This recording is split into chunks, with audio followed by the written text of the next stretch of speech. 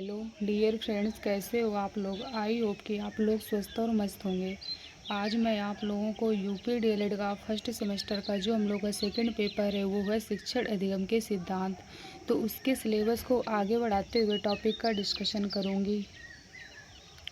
तो हम लोग का जो चैप्टर चल रहा था शिक्षण अधिगम के सिद्धांत में, वो 5वां चैप्टर चल रहा था। और जो हम लोग का टॉपिक चल रहा था वो चल रहा था शिक्षण की प्रविधियों के बारे में। तो कल की क्लास में मैंने आपको कहानी प्रवृत्ति के बारे में बताया था और अवलोकन प्रवृत्ति के बारे में बताया था कि और खेल प्रवृत्ति के बारे में बताया था कि इन टेक्निक्स का प्रयोग करके आप लोग बच्चों को किस तरीके से शिक्षा दे सकते हो, क्लास में मतलब किस तरीके से पढ़ा सकते हो इन सब के माध्यम से। इसीलिए हमारी शिक्षण प्रविधियाँ होती हैं कि इन्हीं का उपयोग करके आप लोगों को क्या करना है, बच्चों को पढ़ाना है।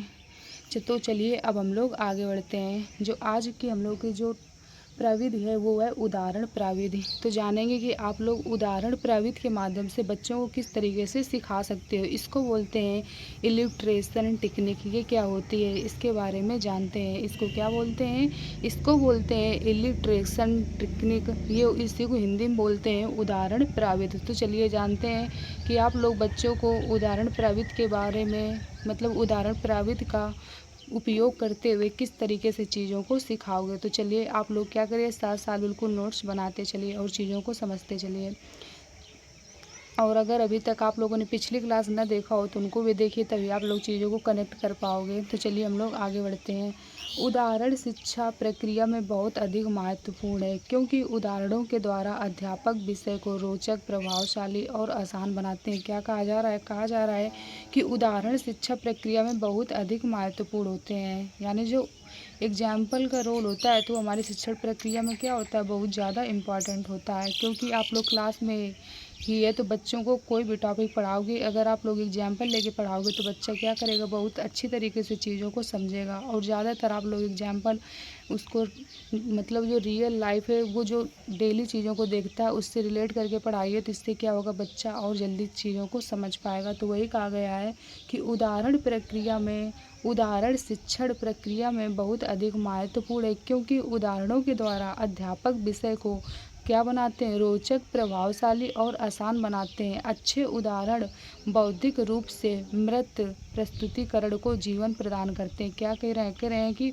अच्छे उदाहरण मृत प्रस्तुतिकरण को जीवन प्रदान करते हैं। यानी एग्जाम्पल के माध्यम से आप लोग क्या कर सकते हो, चीज़ों को बहुत अच्छी तरीके से समझा सकते हो, जिससे बच्चा क्या करेगा, चीज़ों को अच्छी तरीके से समझ के और अपने लाइफ में क्या कर सकेगा, यूज कर सकेगा। तो चलिए हम लोग आगे बढ़ते हैं। इसलिए आप लोगों को क्या करना है, उदाहरण दे के बहुत अच्छी तरीके से चीज़ों को समझाना है, जिससे बच्चा क्या करे, चीज़ों को बहुत अच्छी तरीके से समझ पाए। अब हम लोग जानते हैं उदाहरणों के प्रकार।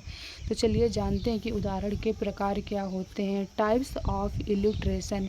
तो ये क्या होते हैं, उदाहरण के प्रकार होते हैं। तो शिक्षण में 2 प्रकार के उदाहरणों का प्रयोग करते हैं। जो शिक्षण होता है इसमें हम लोग कितने प्रकार के उदाहरणों का प्रयोग करते हैं, 2 प्रकार के। तो कौन कौन से होते हैं इनके बारे में जानते हैं। पहला कह रहा है मौखिक या शाब्दिक उदाहरण। पहला कौन सा होता है, पहला होता है मौखिक या शाब्दिक उदाहरण। ठीक, इसके अंतर्गत हम लोग क्या क्या आएंगे, इसके अंतर्गत आएंगे हम लोग के उदाहरण आएंगे, शब्द चित्र आएंगे, तुलना आएगी और क्या आएगी, असमानता आएगी।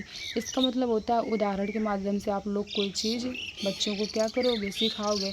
शब्द चित्र का मतलब होता है आप लोग चित्रों के माध्यम से बच्चों को सिखाओगे। बुक्स में देखा होगा आप लोगों ने, छोटे क्लासों में बना और रहता है, मान लीजिए एप्पल है, सब ज़्यादातर बच्चों की पुस्तकें कैसी होती हैं, छोटी क्लास में चित्र के माध्यम से होती हैं। तो इसके माध्यम से क्या होता है, बच्चा जल्दी चीज़ों को सीख लेता है। इसके बाद फिर तुलना और असमानता। तुलना का मतलब क्या होता है कि आप लोग बच्चों को 2 चीज़ों दोगे और कहोगे इनमें तुलना करके बताओ कि इनमें क्या डिफरेंट है। जैसे मान लीजिए आप लोग कुत्ता का और खरगोश का ही ले लोगे चित्र, तो उससे फिर पूछोगे कि बताओ इनमें क्या डिफरेंट है, तो वो बताएगा कि 4 पैर